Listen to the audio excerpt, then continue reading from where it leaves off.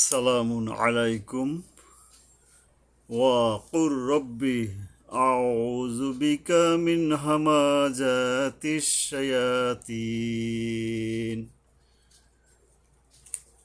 সুধী মণ্ডলী, সবাইকে আমার ইউটিউব চ্যানেল আলম ভিশনে স্বাগতম। আজকে আমি পবিত্র কোরআনের 105তম সূরা ফিল তেলাওয়াত করব। অতঃপর পরবর্তী সূরা অর্থাৎ 106 নম্বর সূরা কুরাইশ তেলাওয়াত করব। সাথে সাথে বাংলা অর্থ আপনাদের সৌজন্যে বর্ণনা করব। সূরা ফিল, এটি যে একটা ঘটনা আছে যে হস্তি বাহিনী ধ্বংস হয়েছিল। ফিল মানে হইল হাতি বা হস্তি, যাই বলি। তো তৎকালীন আবিসিনিয়ার রাজার প্রতিনিধি আব্রাহা কাবা শরীফ ধ্বংসের উদ্দেশ্যে এসেছিলেন। তখন এই যে ছোট ছোট পাখি প্রস্তর নিক্ষেপ করে সেই হস্তি বাহিনীকে ভুলুণ্ঠিত করেছিল, সেই সম্পর্কে আল্লাহ তাআলা এই সূরাটি নাজিল করেছেন। তো আগে আমি তেলাওয়াত করছি, আমার সাথেই থাকুন। বিসমিল্লাহির রহমানির রহিম। আলম তারা কাইফা ফাআলা রাব্বুকা বিআসহাবিল ফিল আলম ইয়াজআল কাইদাহুম ফি তাদলিল ওয়া আরসালা আলাইহিম তায়রান আবাবিল তারমিহিম বিহিজারাতিম মিন সিজ্জিল ফাজআলাহুম কাআসফিম মাকুল। তো শুধু মণ্ডলী, আমি এই সূরার যে গ্রামাটিক্যাল যে কতগুলো ব্যাপার আছে সেটি নিয়ে একটি কথা বলবো। যে প্রথমে আলাম তার, এখানে উচ্চারণে সাবধান হতে হবে। তারপরে তারা নয়, র হবে, হরফে ইস্তিওয়ালার অক্ষর এটি। তারপরে ফাজা আলা, এই আইন গলা চেপে সুন্দরভাবে আদায় করতে হবে। রব্বুকা, রাব্বুকা নয়, রব্বুকা হবে, হরফে ইস্তিওয়ালার অক্ষর। বি আস, এই আবার আলিফ জবর আসছে, উচ্চারণে সাবধান হতে হবে। আর যে সদ আসছে, উচ্চারণে সাবধান হতে হবে, হরফে ইস্তিওয়ালার অক্ষর। হা, এই যে লম্বা হা, এটা উচ্চারণে সাবধান হতে হবে, মাখরাজ মেনে উচ্চারণ করতে হবে এবং এক আলিফ টানতে হবে হায়ের উপরে। ফিল, এই ইয়ার উপরে 3 আলিফ টানতে হবে এখানে। এরপরে আলম ইয়াজ, এই জিমের উপরে কলকলা হবে। আলাম ইয়াজ আল, এই আইন গলা চেপে আদায় করতে হবে। কাইদাহুম ফি, এই ফি ইয়া আছে একটা, এখানে একালিপ টানতে হবে। তাদলিল, এই দদ উচ্চারণে মাখরাজ মেনে উচ্চারণ করতে হবে। তাদলিল, এই ইয়ার উপরে 3 আলিফ টানতে হবে। ওয়া আর সালা, এই সিন উচ্চারণে সাবধান হতে হবে। আলাইহিম, আইন উচ্চারণে সাবধান হতে হবে। তৈরন, এই ত উচ্চারণে মাখরাজ মেনে সাবধানে উচ্চারণ করতে হবে। তৈরন আবা, বা আবা, এখানে এক আলিফ টানতে হবে। বিল, ইয়ার উপরে 3 আলিফ টানে থামতে হবে। তৈরন আবাবিল। তারমি, এই মির পরে একটা ইয়া আছে, এখানে এক আলিফ টানতে হবে।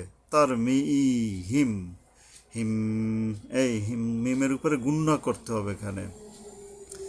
তারমিহিম বিহিজারাতিম, এই যে হা উচ্চারণে হা উচ্চারণে সাবধান হতে হবে, মাখরাজের অক্ষর। জিম উচ্চারণে সাবধান হতে হবে, মাখরাজের অক্ষর। যার পর একটা খালি আলিফ আছে, এখানে এক আলিফ পরিমাণ টানতে হবে। বিহিজারাতিম, এই টাইনে আবার গুণনা করতে হবে। মিং সিজিল, মিন নয় মিং হবে, ইকফার অক্ষর, সিজিল, এই সিন উচ্চারণে সাবধান হতে হবে যেহেতু মাখরাজের অক্ষর। সিজিল, জিম উচ্চারণে সাবধান, মাখরাজের অক্ষর। ইয়ার উপরে 3 আলিফ টাইনা, লামের উপরে যদি আমরা থামি আর কি সিজিল, আর যদি না থামি তাইলে সিজিলিং, লিং ফাজা আলাহুম কাসফিম মাকুল। ফাজা, জিম উচ্চারণে সাবধান হতে হবে। আইন উচ্চারণে সাবধান হতে হবে। কাসফিম, এই আইন আছে কায়ের পরে, উচ্চারণে সাবধান হতে হবে। ফিম, এই মিমের উপরে গুণনা করতে হবে। মাকুল, কুল, এই ওয়ার উপরে 3 আলিফ টান নিয়ে তারপরে থামতে হবে। তো যাই হোক, আমরা একটু জরুরি গ্রামারগুলো বর্ণনা করলাম, এইবার একটু বাংলা অর্থ প্রকাশ করব। বাংলা অর্থটা হচ্ছে, প্রথম আয়াতের অর্থটা হচ্ছে আলম তর কাইফা ফাআলা রাব্বুকা বিআসহাবিল ফিল। আপনি কি দেখেননি আপনার রব হস্তি বাহিনীর সাথে কি ব্যবহার করলেন? অর্থাৎ যে কাবা গৃহ ধ্বংসের ব্যাপারে আর কি বলা হয়েছে। আলাম ইয়াজআল কাইদাহুম ফি তাদলিল, তিনি কি তাদের কৌশলকে সম্পূর্ণ ব্যর্থ করে দেননি? ওয়া আরসালা আলাইহিম তৈরন আবাবিল, আর তিনি তাদের উপর ঝাঁকে ঝাঁকে আবাবিল পাখি প্রেরণ করলেন।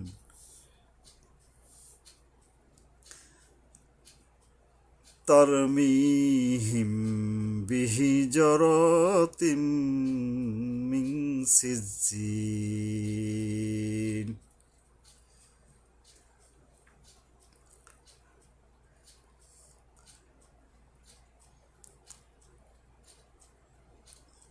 যারা তাদের উপর কঙ্কর জাতীয় প্রস্তর সমূহ নিক্ষেপ করেছিল।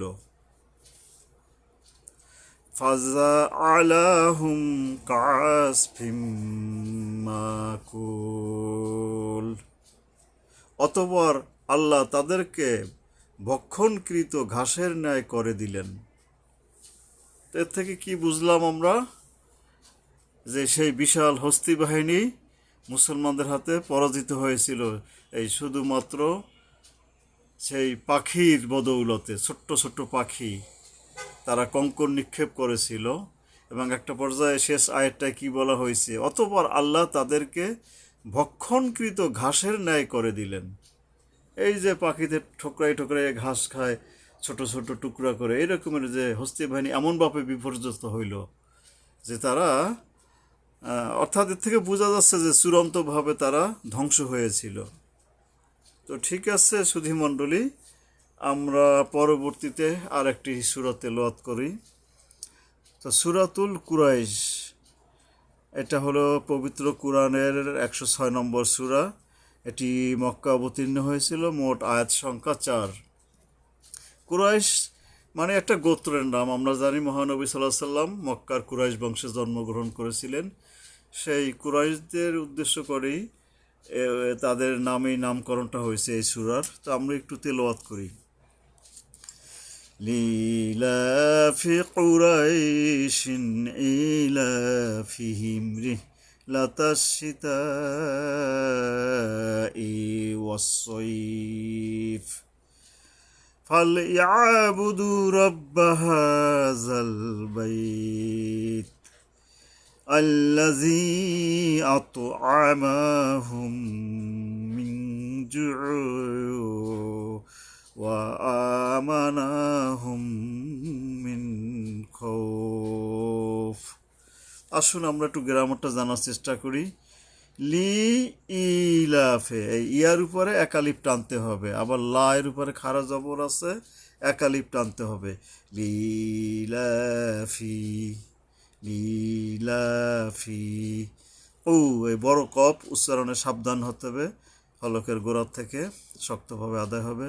কুরাইশ, যদি এখানে থামি তাহলে দুই আলিফ টেনে থামতে হবে, আর না থামলে এরকম পড়ে যেতে পারি আমরা, লিইলাফি কুরাইশিন ইলাফিহিম, মানে না থামলে এক আলিফ পরিমাণ টাইনে আমরা পরবর্তীতে চলে যাব, অসুবিধা নাই।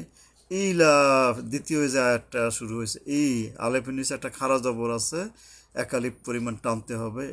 লায়ের উপরে খাড়া জবর আছে, এক আলিফ টানতে হবে। ফিহিম রিহলাতা শিতাই ওয়াস-সাইফ। রিহ, এই যে লম্বা হা উচ্চারণে সাবধান হতে হবে, মাখরাজের অক্ষর। সীতা, সীতা, এই তায়ের সাথে 3 আলিফ পরিমাণ টান আসছে, এটা টানতে হবে। তারপরে সীতা, এই যে হামজার নিচে জের আসছে, এটা এই যে শক্তভাবে হলকের গোড়ার থেকে আদায় করতে হবে, হামজা উচ্চারণে সাবধান হতে হবে। সীতা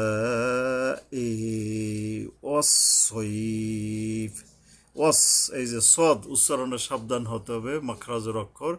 আমি এটা কোথা থেকে কিভাবে উচ্চারিত হবে এটা মাখরাজ অক্ষরগুলো আগে বর্ণনা করছি, তো আজকে আর আলাদা করে এরকম ব্যাপক বর্ণনায় যাব না, শুধু আপনাদের স্মরণ করাই দিতে চাই।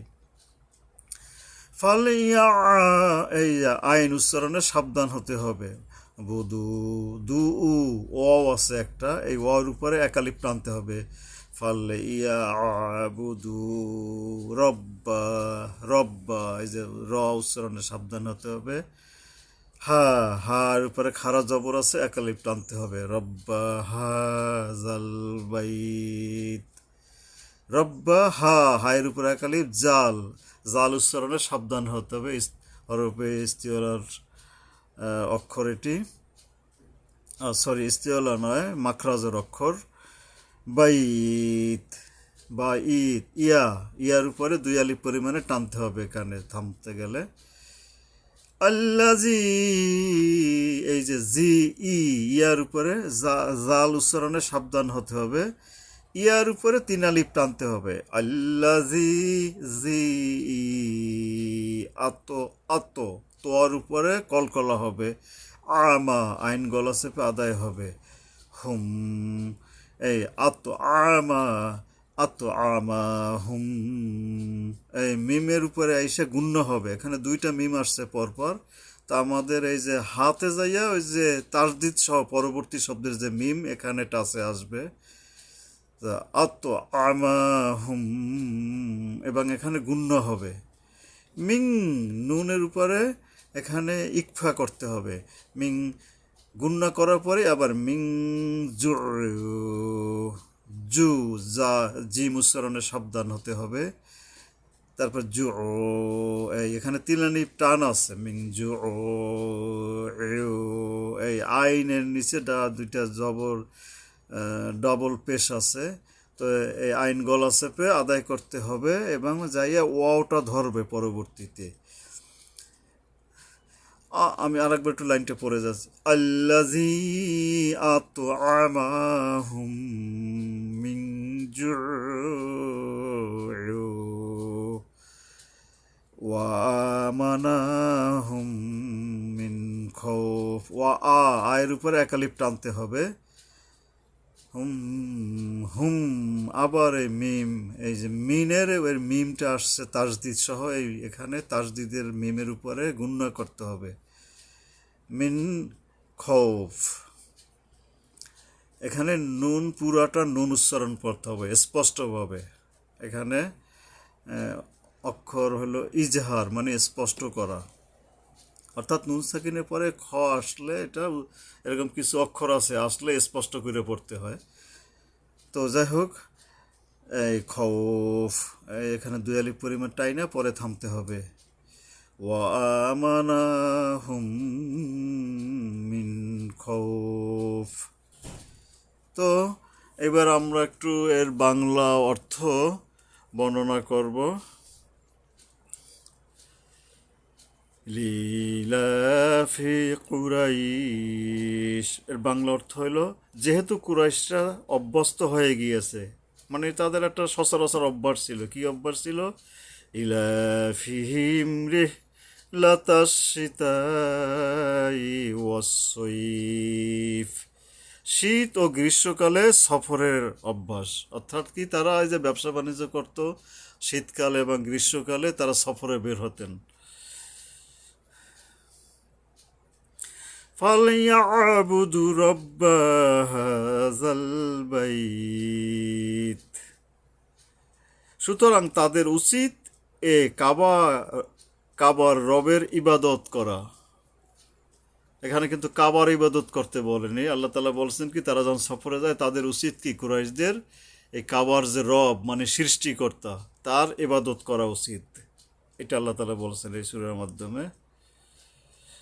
তারপরে বলা হয়েছে কি, আল্লাযী আত'আমাহুম মিন জু'ইন ওয়া আমানাহুম মিন খাউফ, যিনি ক্ষুধায় তাদেরকে আহার দান করেছেন ও ভয়ভীতি হতে নিরাপদে রেখেছেন। তো শেষ আয়াত দুইটির অর্থ হইল এরকমের, যিনি শেষ আয়াতের যে অর্থটা, যে যিনি ক্ষুধায় তাদেরকে আহার দান করেছেন এবং ভয়ভীতি হতে নিরাপদ রেখেছেন। এই যে তারা সাগর পাড়ি দিয়ে এখানে সেখানে যায়, ভয়ভীতি কত কিছু খাবার পাচ্ছে, যে আরব ছিল মরুভূমি, অভাব অনটন, সেখান থেকে তাদের আল্লাহ তাআলা উন্নতির ব্যবস্থা করে দিয়েছিলেন। তো বলা হয়েছিল যে তোমরা এই কাবার মালিকের ইবাদত করো, অর্থাৎ আল্লাহ তাআলার ইবাদত করার জন্য এই কুরাইশদের আহ্বান করা হয়েছিল এই সূরার মাধ্যমে। তো সুধী মণ্ডলী, তো আমরা দুইটি সূরা তেলাওয়াত করলাম। তো এইবার আমাদের হাতে আরও কিছু সময় আছে, আমরা আর একটি সূরা তেলাওয়াত করার চেষ্টা করব। এটি হলো সূরাতুল মাউন। মাউন, এই যে এটা হলো পবিত্র কোরআনে 107তম সূরা। মাউন মানে সাহায্য বা সহযোগী। এই যে আমরা একজন আরেকজনকে সাহায্য করি, কাজে সহযোগী হই, এরকমের মাউন মানে হলো সহযোগী বা সাহায্যকারী। তো আমরা সূরাটি তেলাওয়াত করি। এটিও মক্কায় অবতীর্ণ হয়েছিল, মোট আয়াত সংখ্যা 7টি। বিসমিল্লাহির রহমানির রহিম। আরাআইতাল্লাযী ইউকাযযিবু বিদ্দীন ফাযালিকা আল্লাযী ইয়াদউল ইয়াতীম ওয়ালা ইয়াহুদ্দু আলা তুআমিল মিসকিন ফাওয়াইলুল লিল মুসাল্লিনা আল্লাযীনা হুম আন সালাতিহিম সাহুন আল্লাযীনা হুম ইউরাউন ওয়া ইয়ামনাউনাল মাউন। আমি একটু গ্রামারগুলো, উল্লেখযোগ্য গ্রামারগুলো সংক্ষেপে বলে যাই। আর এই আলিফ উচ্চারণে সাবধান হতে হবে, র উচ্চারণে সাবধান হতে হবে, যেহেতুগুলো মাখরাজ অক্ষর। আর এই এখানে হামজার উপরে জবর আসছে, উচ্চারণে সাবধান হতে হবে। তারপরে আর এই তাল্লাজি, এই জাল উচ্চারণে সাবধান হতে হবে। ইয়ার উপরে একালিফ টানতে হবে। ইউ কাজি, এই জাল উচ্চারণে সাবধান হতে হবে। বিদ্দিন, এই ইয়ার উপরে 3 আলিফ টানার পরে তারে থামা যাবে। ফাজা, এই জালের উপরে একালিফ টানতে হবে। ফাজালিকা আল্লাজি, এই আল্লাজি, এই জালের উপরে উচ্চারণটা সাবধান হতে হবে। ইয়া, আল্লাজির পরে একটা ইয়া আসছে, এখানে একালিফ টানতে হবে। ইয়া দুল, এই আইন উচ্চারণে সাবধান হতে হবে। ইয়া ইয়া ইয়া ইয়া উচ্চারণে সাবধান হতে হবে। মাখরাজের অক্ষর, এই যে আইন ও মাখরাজের অক্ষর, যেটা আগেই বললাম। তিম, ই, এই ইয়ার উপরে 3 আলিফ টাইনা থামতে হবে এখানে। ইয়াতিম। ওয়ালা, এখানে এক আলিফ টানতে হবে। ইয়াহুদ্দু, এই যে লম্বা হা, গলায় শোষ ভাব আসবে শক্তভাবে, মানে সুন্দরভাবে আদায় করতে হবে এটাকে, মানে একটু বেশি সময়ও লাগে গোল হায়ের চেয়ে। ওয়ালা ইয়াহুদ্দু, দোয়াত উচ্চারণে সাবধান হতে হবে। আলা, আলা, আইন গলা চেপে উচ্চারণ হবে এবং লামের উপর একালিপ টানতে হবে। আলা, ত, ত, এই তর পরে আইন আছে, আইনের উপর একটা যে জবর একালিপ টানতে হবে। আইনের পরে যেহেতু একটা খালি আলিফ আছে, জবরের পরে খালি বামে খালি আলিফ থাকলে একালিপ পরিমাণ টানতে হয়। তো আমিল মিসকিন, সিন উচ্চারণে সাবধান হতে হবে।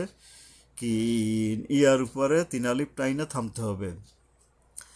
ফাওয়াইলুল লিল, ফাওয়াইলুল লিল মুসাইস, সোয়াদ উচ্চারণে সাবধান হতে হবে।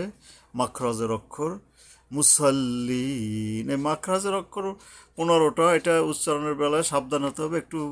যারা জানেন না মাখরাজ মানে উচ্চারণের স্থানটা কোথায়, এটা একটু আমার আর একটা ভিডিওতে দেওয়া আছে, গ্রামার বর্ণনা করছি, এখান থেকে দেখে নিতে পারেন। আল্লাযিনা, এই জি জাল উচ্চারণের সাবধান। ইয়ার উপর একালিপ টানতে হবে। আল্লাযিনা হুম, আং, আন নয় আং হবে, এখানে ইকফা করতে হবে, অর্থাৎ নুন না বলে অনুস্বার যোগে আং, সলা, সলা, সদ উচ্চারণে সাবধান, হরফে ইস্তেলার অক্ষর। সলা, লামের উপর একালিপ টানতে হবে। তিহিম, সা, সা, সেইন উচ্চারণে সাবধান হতে হবে এবং একালিপ টানতে হবে। হুন, এই ওয়ার উপরে তিন আলিফ টানতে হবে। সাহুন, আমার এই কথাগুলোকে আপনি কোরআন সামনে রেখে অক্ষরের দিকে তাকাইলে তখন বুঝতে পারবেন, না হলে শুনে শুনে হয়তো বা অতটা নাও বুঝতে পারেন, অক্ষরটার দিকে তাকাতে হবে। আল্লাজি, আল্লাজি, এই জাল উচ্চারণে সাবধান হতে হবে। মাখরাজের অক্ষর ই, জালের পর একটা ইয়া আসছে, একালিপ টানতে হবে এখানে। আল্লাযীনা হুম ইউরাউন, ইউর, র, এখানে চাইলে লিপ টানতে হবে, রা নয় র, হরফে ইস্তিওয়ালার অক্ষর মোটা করে পড়তে হবে। ইউর, ও, এই হামজা আসছে হলকের গোড়া থেকে, উচ্চারণে সাবধান হতে হবে। ইউর, ও, র এর পরে চাইর আলিফ টানলাম, ইউর, আবার ওয়াও, এই হামজার পরে একটা আবার ওয়াও আসছে, ওয়ার উপরে আবার তিন আলিফ টানতে হবে। তা আমি লাইনটা আর একবার পড়ছি। আল্লাযীনা হুম ইউরাউন,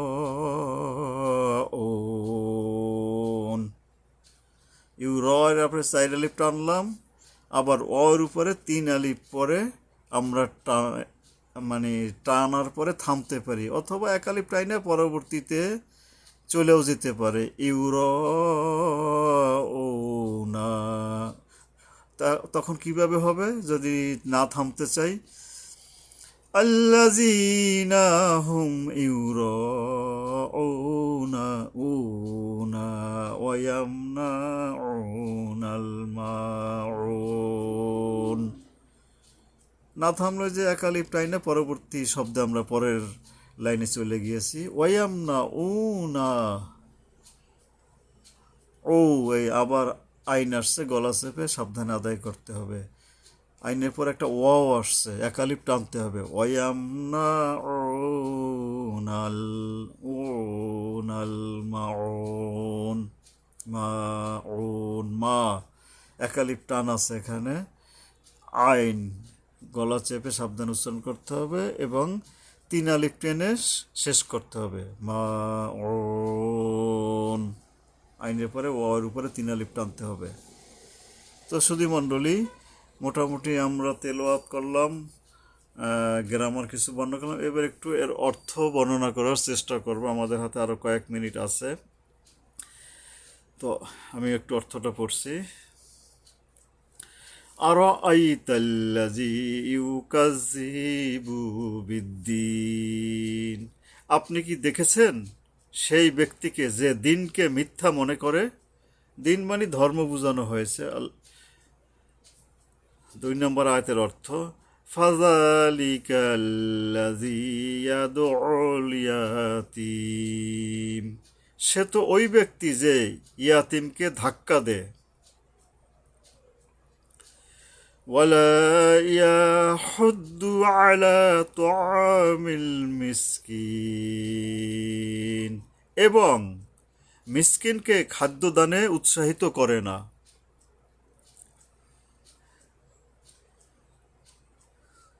ফাওয়াইলুল লিল মুসাল্লিন,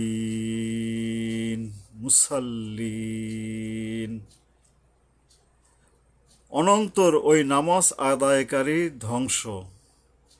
বলা হয়েছে অনন্তর, ওই যারা নামাজ কালাম পড়ছে ঠিকই, তারপরে ধ্বংসের কথা বলা হয়েছে।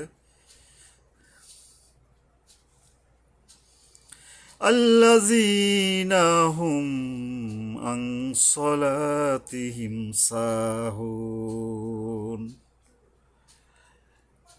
এখানে পরবর্তী আয়াতের অর্থ হলো এরকমের, যারা নিজেদের নামাজ সম্বন্ধে উদাসীন, অর্থাৎ নামাজ সম্পর্কে উদাসীন। আমি ব্যাখ্যা একটু পরে আসছি, পরে আয়াতের অর্থটা আমরা শেষ করি।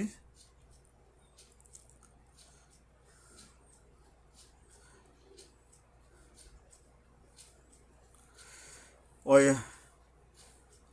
আল্লাযীনা হুম ইউরাউন,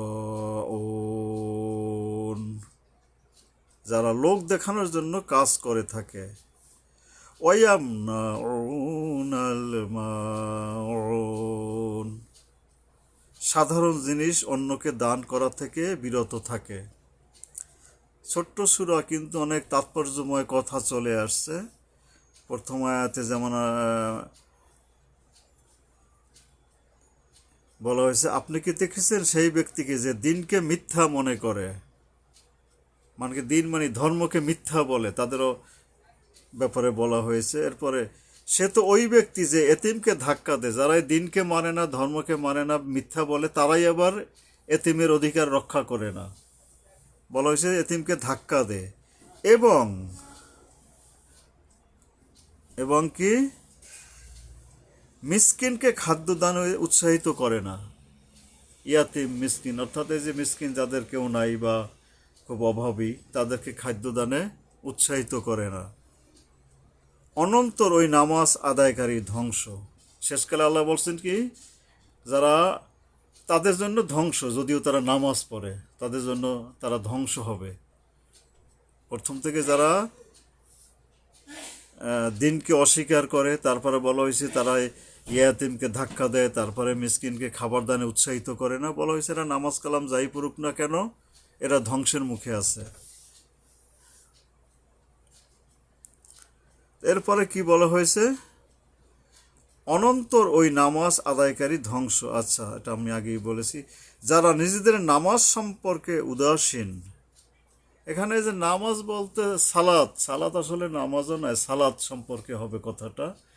নামাজ আসলে আরবি টার্ম নয়, সালাত। নামাজ সেই ইরানের শব্দ থেকে আসছে। নামাজ কোরআনে নাই, কোথাও বলা হয়েছে সালাত। তো যাই হোক আর কি, তো এখানে বলা হয়েছে শেষ কথাটা এরকমের, যে যারা লোক দেখানোর জন্য কাজ করে থাকে,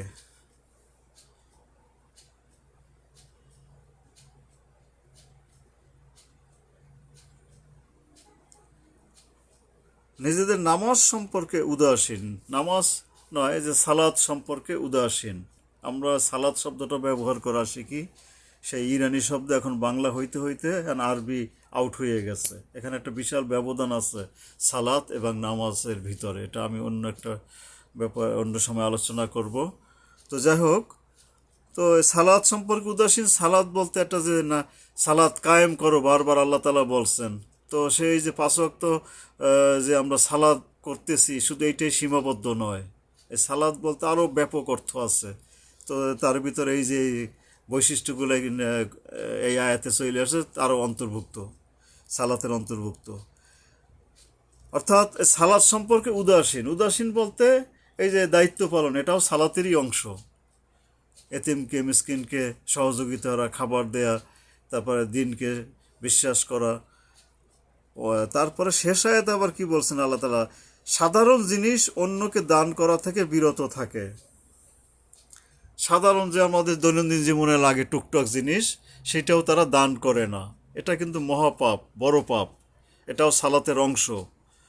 তো যাই হোক, সুধী মণ্ডলী, ভালো থাকবেন, সুস্থ থাকবেন, এই কামনা করে আজকের জন্য শেষ করছি। আল্লাহ হাফেজ।